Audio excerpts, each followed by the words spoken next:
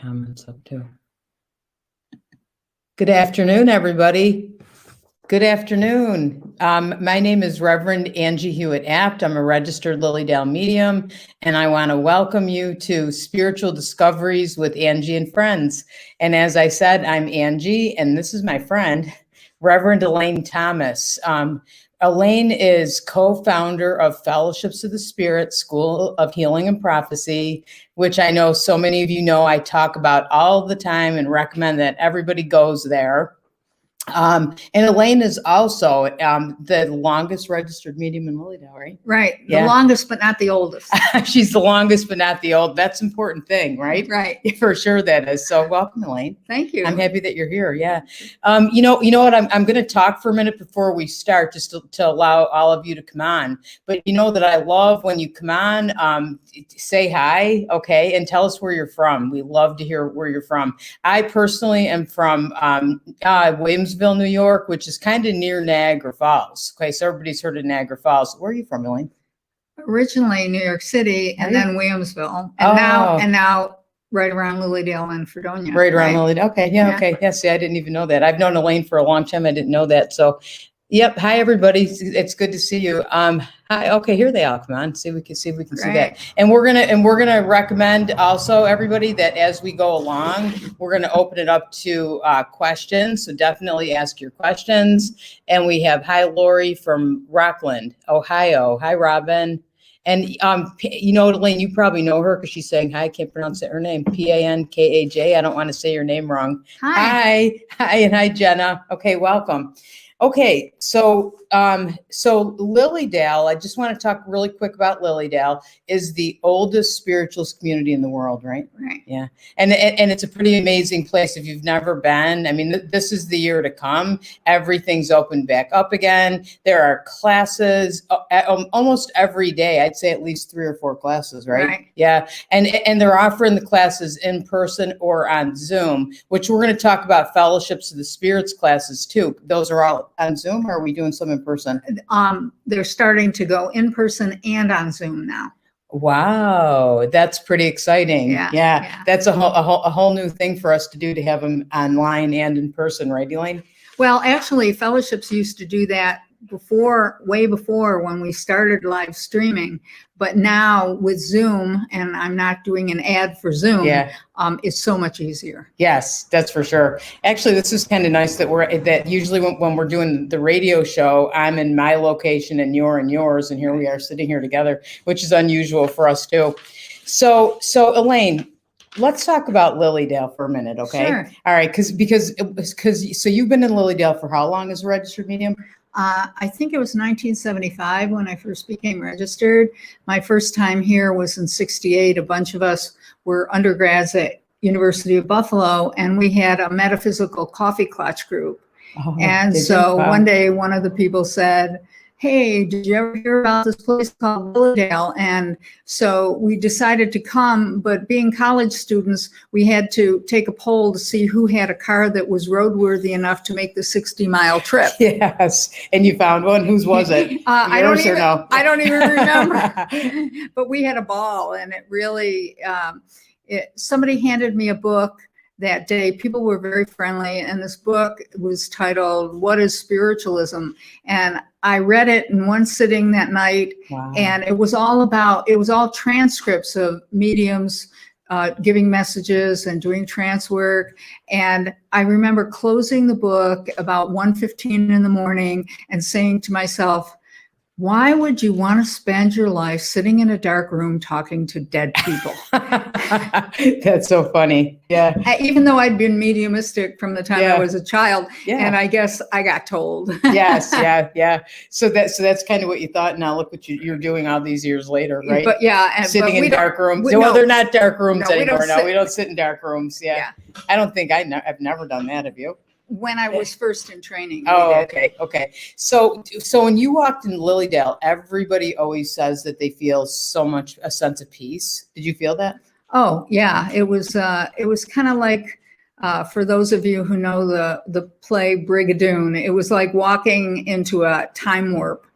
And it's, I think when a place or a space is used intentionally in a certain way, it leaves thoughts and imprints and feelings. And there are also places on the earth that the feeling or the divinity of life is closer to the surface. And I believe this is one of those places. Yes. Oh, I think so too. And even just walking around to different places, like my favorite is the stump.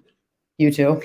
The path to the stump for me. Oh, yeah. Because of the serenity. It's you're walking down between, it's in an old growth forest. And some of the trees are a few hundred years old. When I first came here, there was a white pine that had to come down for safety's sake. And a bunch of us got together and we counted the rings. And this was in the early 70s. And there were over 350 rings on that white pine. So around 1970. So if you think over 300, you know, that tree was here a long time. Yeah. So the energy's been building and building and building for all those years. It's beautiful at the stump too. I always feel like I'm in a cathedral, you know, and it's all trees. It's so beautiful. Yeah. So what brought you back? So after I just have to ask you one more thing about Lilydale. So what brought you back? So you read the book and you said, I'm never doing this, because I remember saying that too. And what brought me back is when I met the woman who became my teacher and guide in this work, Reverend Edith Sandy Wendling. And I was 20 at the time and she was 83. And she lived to be 100. And when she was a child, she grew up in Great Britain and England. And her mother had died when she was probably 5 or 6. And she started studying with her next door neighbors and her older sister, and her next door neighbors were Sir Arthur and Lady Conan Doyle of Sherlock Holmes fame, and his wife was a trance medium. And so from the time she was a child, she trained with them. And it was my connection with her after I had heard about her work and gone to her for reading. And I said, well, where can I learn more? And she said, well, spiritual development classes. And so it was, that was the beginning. And I spent 12 and a half years studying with her. That's pretty exciting. Yeah, she was amazing. You know, if you look at my list here, my second question was, how did you meet Reverend Wendling? I'd say you must be psychic. That's because you just answered that question without me asking you.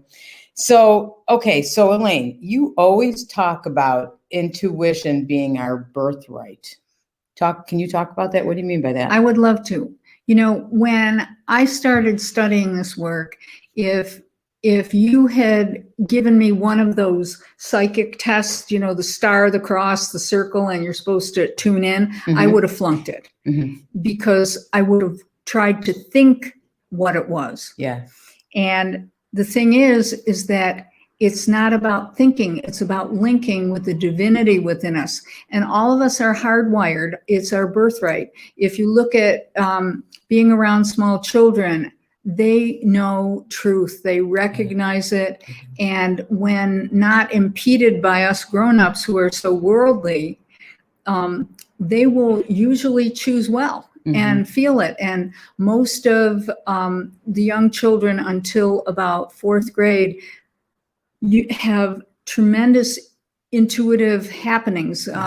When I taught school as a reading specialist, I taught over the years children from kindergarten through 9th grade, and until grade 4, all kids had experiences, whether it be deja vu, you know, memories from past lives, knowing things that were going to happen beforehand, seeing angels, loved ones who had passed on. Wow. And what happens in the Canadian and US education system, in grade 4, most of the right brain activities go away.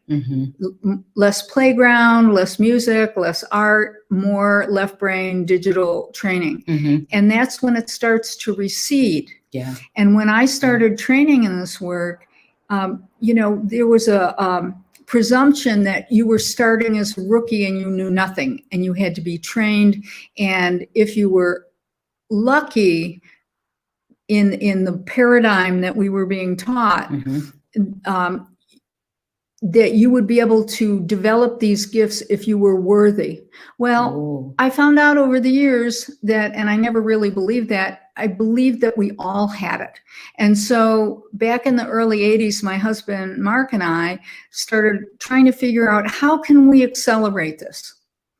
It doesn't have to take 12 to 15 to 20 years. They used to tell us, oh, it takes 20 years to be a good healer or a good medium, and you can't be both.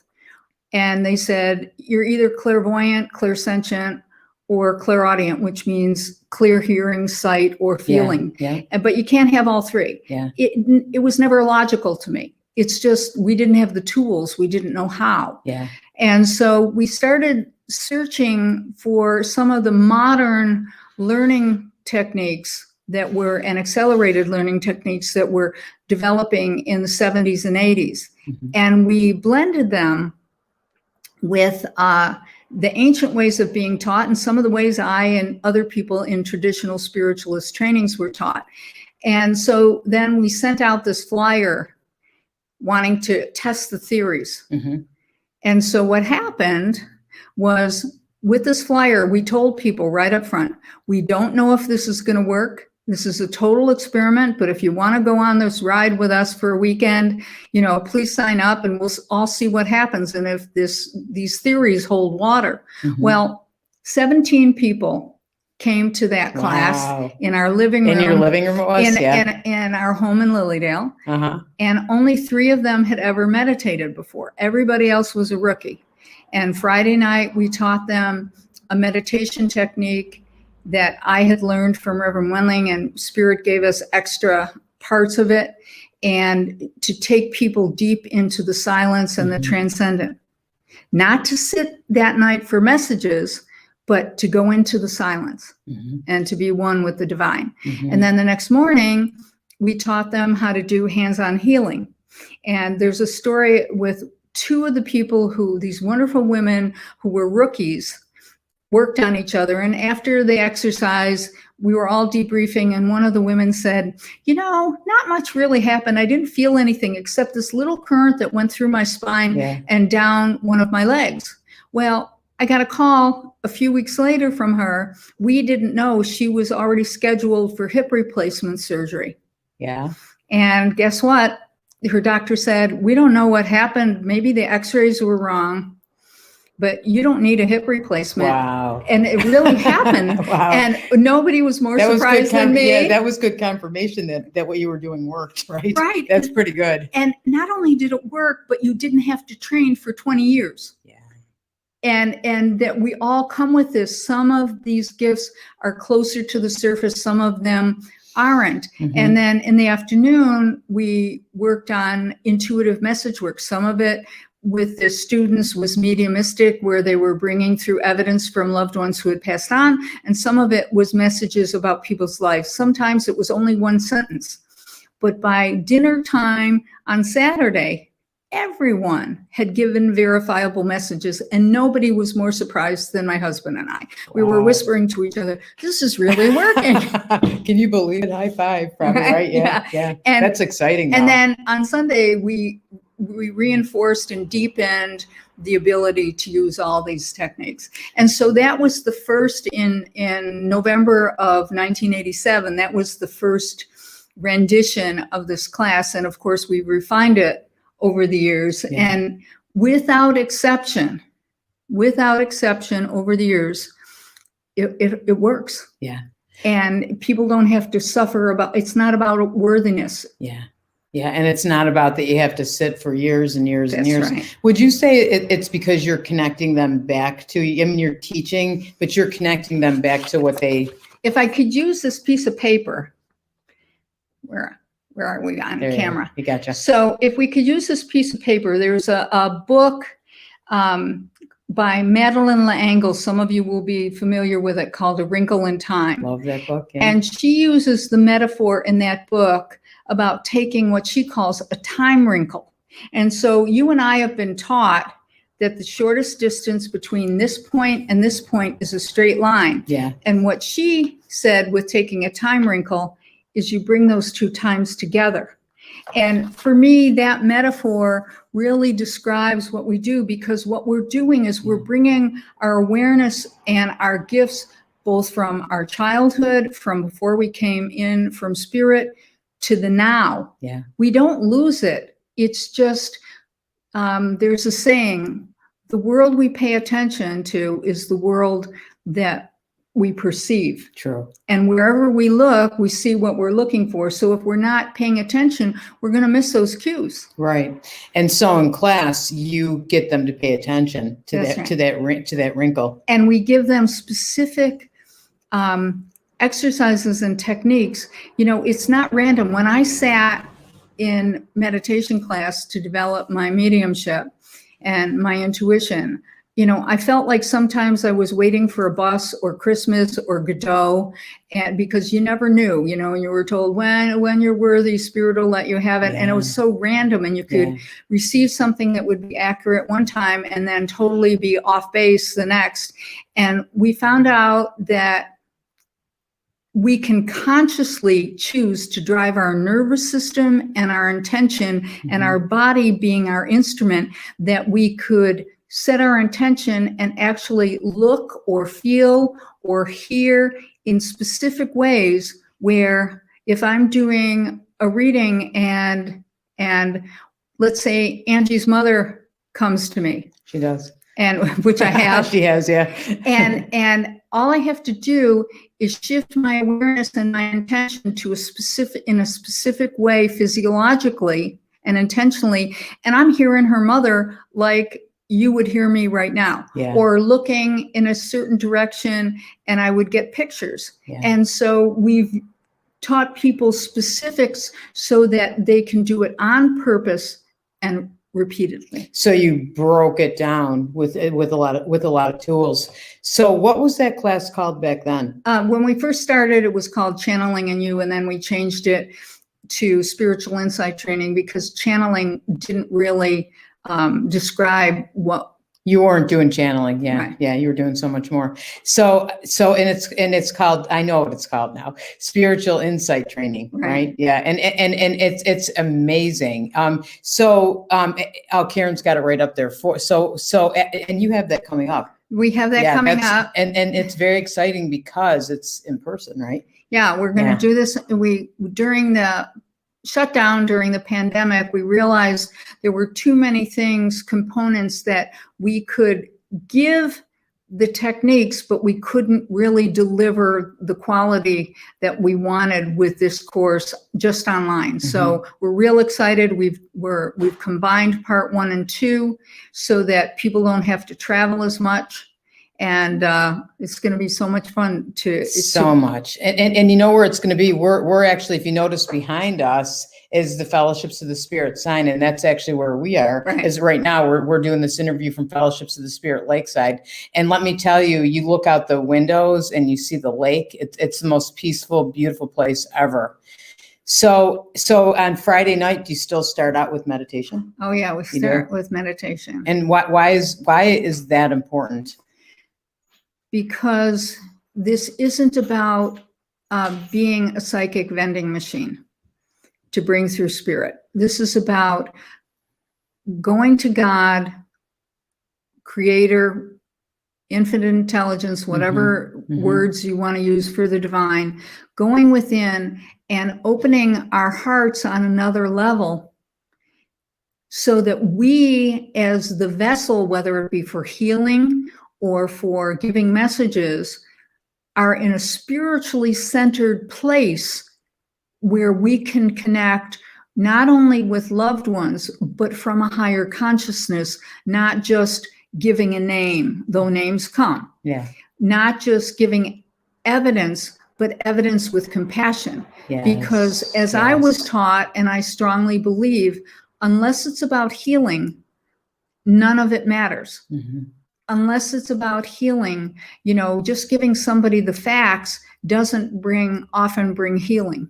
And so if we start from the place of healing, then everything transforms. And most of the readings that I've done over the last 50 years, spirit comes through. But there are times like when I've read for children, like one time I was out at the stump, and the teacher in me, when I used to work with little kids, always loves to go to children. They're just so full of life and potential. So, yeah, so excited there. So here's what happened.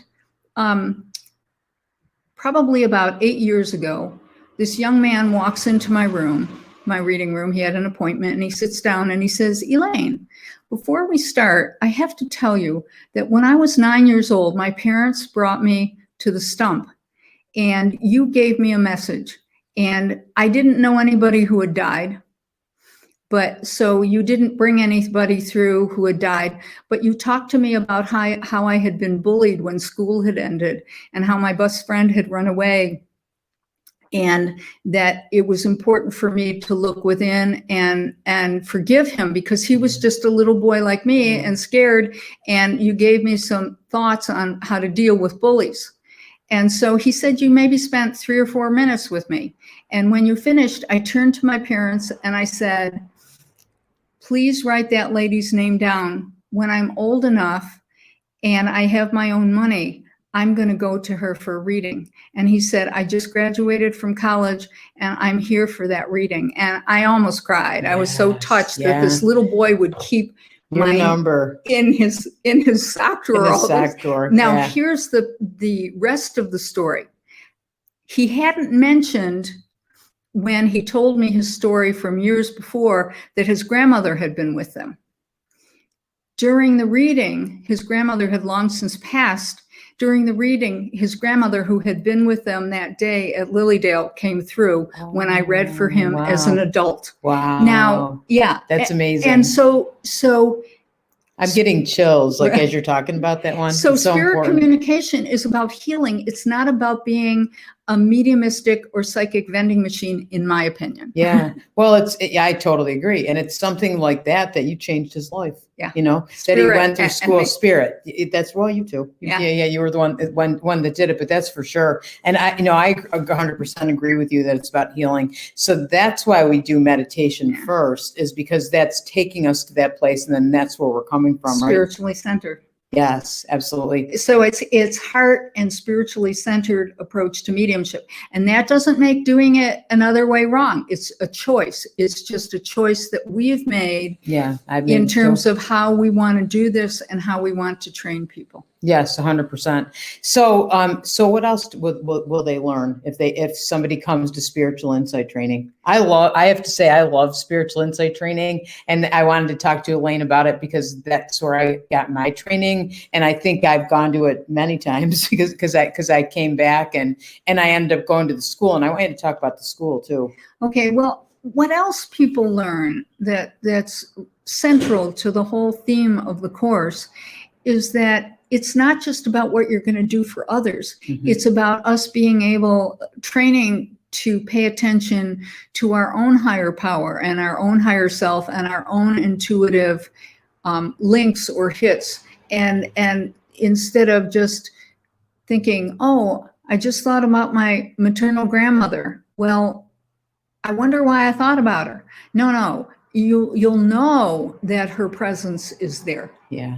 And that's the difference. Or here's the other one. Because you have tools, right? You give us tools so we can recognize it. And train yourself to recognize it. And also on a very practical level with using your mediumship, paying attention to the guidance. For instance, let's say you're out doing errands and you have to go to the market and the cleaners and other places, and it makes more sense to go to the cleaners before you go to the market, but you go, nah, I don't want to go. And then you get caught in a traffic jam. Or when you do pay attention and then you get to the market and you run into somebody that you haven't seen in a long time that you've been thinking about. Yeah. And so those are like not life-changing situations, but if we master the small things, then when the big issues come up, we will trust them. Yeah. And that's the key, so that we live our life in the flow of the divine. Doesn't mean we don't have challenges, but it means that they're mitigated in how we recognize and how we're prepared for them. 100%, 100%. So developing your intuition is, I mean, you can do readings for sure. I mean, I love doing readings, but you can come to spiritual insight training, develop your intuition and improve your life. Oh yeah. And people have come from all walks of life. We've had people who, everything from people who teach school to who are in the medical field, lots of doctors and nurses and physical therapists and chiropractors. Yes. But also we've had heads of corporations take these courses, and people amazing. who would be, let us say, well-known in the political arena who have taken these courses, or people who are in law enforcement. And it's amazing how they use these gifts to better not only their life, but the lives of others. It's amazing. It's amazing. Yeah. So, okay. So you start with meditation, right? And then there's energy healing too, right? Yeah. On Saturday, we start with that. And it's an approach that was given to Reverend Wendling when she was in trance one time from Spirit. And so that means trance means spirit kind of coming through her, right? Right. Okay. And so what happened is, she taught us, and now we've taken that as a springboard. I believe just techniques are tools. They're not a contract with Spirit. Mm-hmm. And there are many different tools. And we teach this whether or not somebody does other healing techniques. This is another tool for the toolbox. Mm-hmm. And just like, there are times when allopathic medicine is what's needed. Sometimes it's physical therapy. Sometimes it's spiritual healing. Sometimes it's Reiki. Sometimes it's this. What's the tool? Yeah. And we encourage the students that this is just a bridge. This is a starting point. It's a very powerful technique, as you heard with the woman whose hip healed, mm-hmm. For one small example.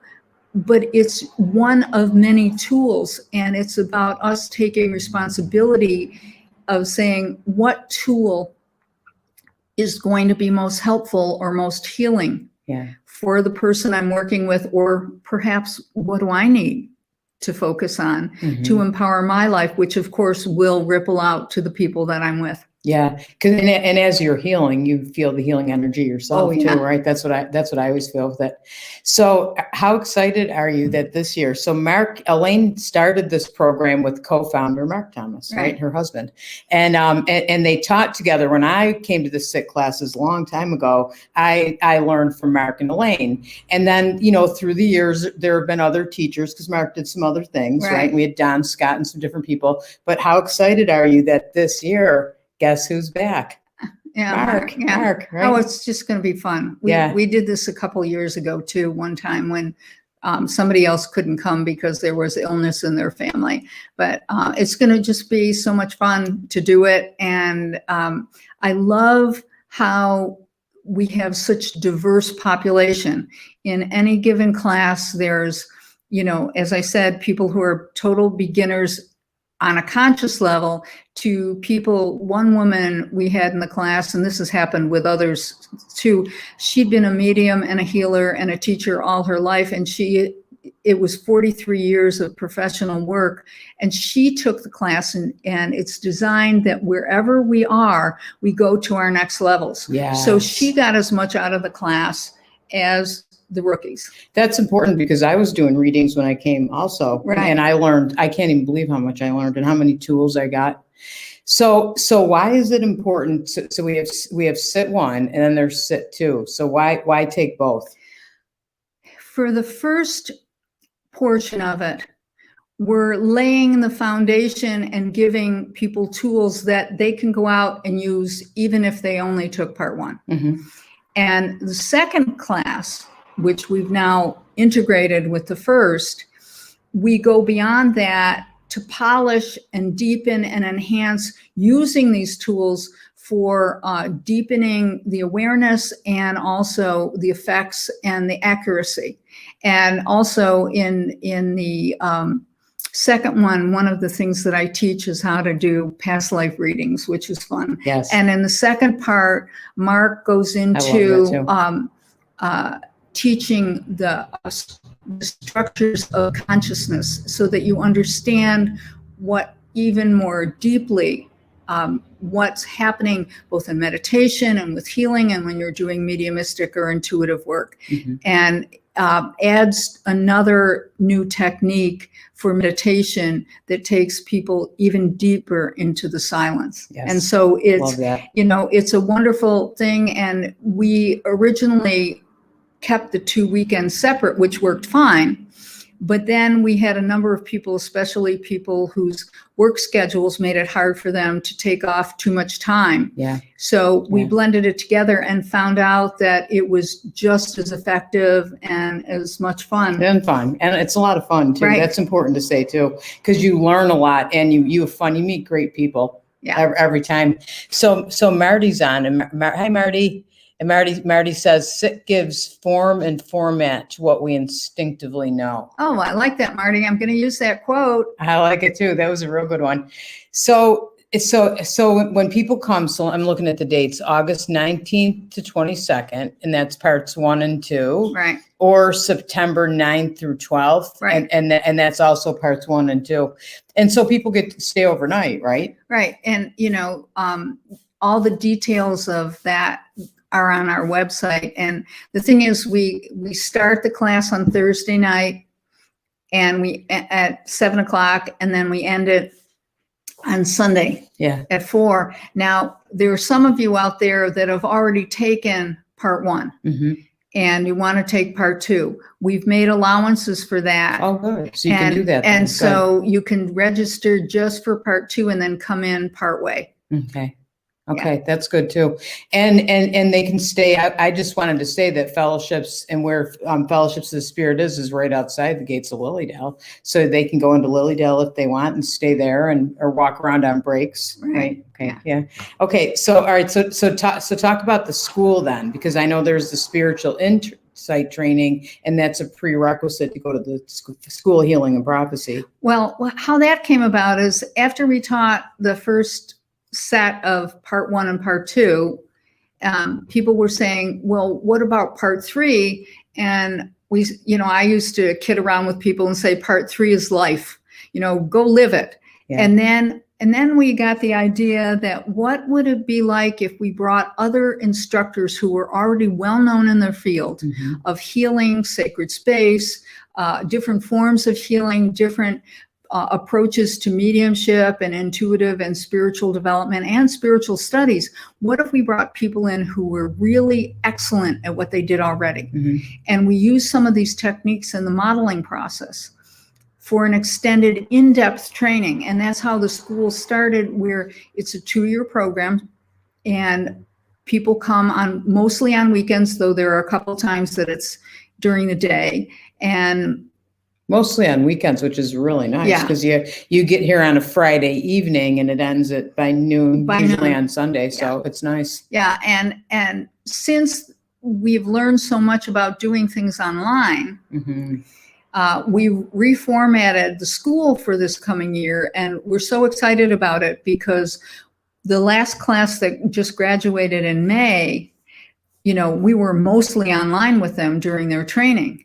And so we added things such as we have over 30 years now of video that's been digitized, and we have a number of faculty members who were incredible and never wrote books. Yeah. And so what we did for this class that we're going to be doing now in the school is we have between 1 and 3 hour clips of them teaching that in between the times when they're here training, they're getting to view that. And that's awesome. And also our mentor staff, everybody, there's about a 4 to 6 to 1 ratio of staff to students. So, people don't get lost in the crowd. There's a lot of individualized attention because we're all unique in the way that we learn and the way that we grow. And if I could tell a kid's joke. Yes, you can, of course.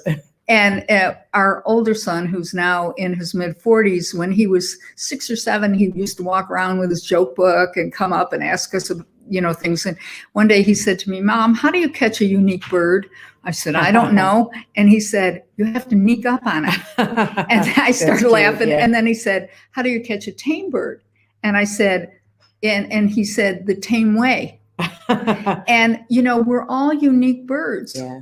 And we are variations on a theme. So it's not one size fits all. I was told if you didn't do it this way, you'd never develop. And that's not true.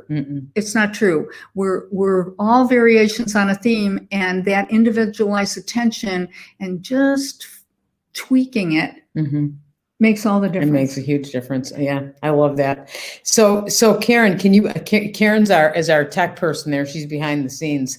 Can you put up how if somebody wanted to sign up, right? They have time still to sign up. Oh yeah, right? plenty of time. Yeah. But I want Karen to put that on screen or put that in comments. And if you have any questions too, ask. So actually, Elaine, we have Karen Schultz. Took sit 1 and 2 in May 2002. Yes, Karen. Wow. Of course, I know Karen. Yeah, that's great. Yeah, that's really good. I'm just looking to see if we have any questions. My granddaughter and I were just talking about Madeline Langle. Langle. Okay, A Wrinkle in Time 15 minutes ago. Oh, I have to just tell you about children in the class. We allow children to come, but they have to be with a legal parent or guardian. But the youngest person who took the class was 8 years old, came with his father, and he brought his drawing pad and his crayons and his markers. And when we were doing the message work portion, he would sit and talk to the person and draw. Wow. And this one woman that he read for, he said, you had a strange big house growing up. And he said, it didn't look like it was balanced. And the door was off center, and he drew the windows in the door, and it was exactly in stick figure form. He drew it. He drew it. And then he said to her, starts drawing a brown and white cow. And he said, and this is a picture of your pet cow, Bessie, who you love so much. And she's here to tell you that she still loves you. He had that too. That's amazing. Is that amazing? That's amazing. So there were really two components, and all weekend he was doing that. He went on to, he was 8 years old at the time. He went on to get a PhD in Oriental medicine from a major university, and has done healing work. But he's used his gifts in the medical field. Yeah. Wow, that's amazing. Yeah. That's amazing. I remember I brought my granddaughter once to a class that you taught. Do you remember? Yes. That was years Bella. ago. And yeah, Bella. And she was probably about 12, I think, at the time too. Right. And I wasn't going to have her give messages. She came with me because I was helping you and I was babysitting her. And I think it took her probably about an hour, and she said, I want to give messages too, Grandma. And I said, okay, are you sure? And she said, yep. And she did pretty well too. That's right. She did really well. So, yeah. So anything else that you can think to tell them? It's fun. It's easy. And it's part of who we are. And it's our birthright, like you said. It's our birthright. And the thing is, it's not about necessarily doing this work professionally. There are many people who've come through our program who do this work professionally. And many of the registered mediums in Lilydale are graduates of our school. Yeah. But it's about changing how we deal with our natural gifts, and how it can maximize and streamline and enhance our lives and the lives of other people. Yeah, and I think that's so important to know that too, that readings are so important. I love doing them, but what you're talking about is important too. Just as important. And here's an example. One of our graduates who is now in spirit was an endodontist. And his practice was in a small city where this was not something that was really accepted, especially for somebody in the medical profession. And one day he had done some major bone work on this woman's jaw, and afterwards he placed his hands on her shoulders. He said, we're just going to rest here for a minute. And then she turns to him and says, oh, Dr. Joe, I can feel the energy coming through your hands. He said, oh, go on, because he really wasn't ready to blow his cover where he lived, right? Yeah. And she said, no, you can't fool me. Yeah. She said, I can feel it. And then she said to him, he probably got a lot more clients after that. He probably did. Yep. But and then she said she was going for a checkup before having surgery because she had a detached retina. And she said, would you put your hands over my eyes? And he did for about 5 minutes. And a few days later, when she went for her appointment, the retina was not detached anymore. She didn't need the surgery. Yay. You know, See, so it works. and people story and after story, right? people in corporate America are using these gifts to enhance, you know, teachers and just being able to pay attention. Yeah. That's for sure. So Elaine, Michelle Griffin. Hi, Michelle. I may have missed it if you mentioned it. What classes are offered on Zoom? There are a number of classes coming up this fall that will be offered both on Zoom and live. Yes. So we're going to offer both options simultaneously. Angie's got one coming up with us on past life regression. Yes, I'm excited about Tom that. Crassley, who is one of our directors here at the Excellent, school, is doing a day-long class on the inner workings and enhancing the chakra energy and how to use that in healing both for yourself and other people. Mhm. We've got another class coming up that has to do with mysticism and Oh, that's exciting, mediumship. yeah. And that one I think will probably be only online. But if you go to our website, there's new ones that are coming up on our website all the time. And then there's another one, this one's only in person, and it'll be on Columbus Day weekend. And Tom Cressley teaches this one every year, and people come back Love it. over and I've over taken again. it, It's yeah. called restructuring. And it's a self-healing tool that you can use on yourself, Yeah. but also one where you can use it with other people. And, you know, sometimes, to use the old metaphor of like an old potato or flour sack where there's stitching at the top, Yeah. and you can either pull one stitch at a time or you can reach around the side and pull the whole pattern. And Yeah. one of the great things with restructuring is you can pull the whole pattern and things transform. So, you know, we've got a lot coming up. Not all of them are up on the website yet. So, you know, stay tuned and look.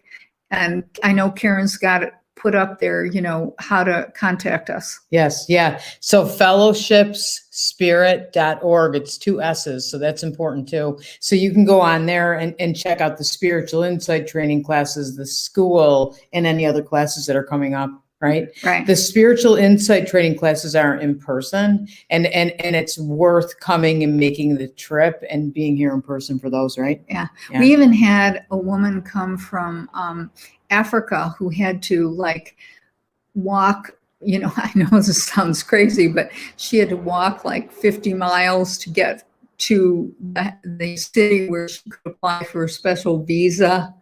You know, people. And she came out that she came all that way and took part 1 and part 2. It's so much fun. It's fun to be here. You know, I haven't even been in the building in a while, and I'm so glad you said let's talk in the building, because the energy here is amazing, and you'll love being here, and just the people that you meet too, right? Yeah. Yeah. So, everybody, anything else? I don't think so. I think we covered it. I think we covered everything. So everybody, thank you so much for joining us. I'll be back next week, and I believe either next week or the week after. Actually, Karen's coming down, and we're going to have a golf cart, and we're going to drive all around Lilydale and give you a tour of Lilydale. So we're excited about that. That's great. Yeah, and spiritual insight training classes coming up. You have 2 opportunities to take them, right? In August or September. Yep, there's Karen putting up. Karen's good at that. As soon as we start, you can tell she's listening, right? Right. That's a good thing. Yeah, that's a good thing. And my name is Reverend Angie Hewitt Apt, and I'm a registered Lilydale medium. And my show is Spiritual Discoveries, and we are on we took a little break, but we're back now on Fridays at noon. And Elaine, thank you so much. Well, thank you for having me, and thank you all Thomas for your kind attention. It's been fun. Yep. Thank you, everybody, so much. Thanks for joining us. We appreciate it very much. Take care. All right. Bye, everybody.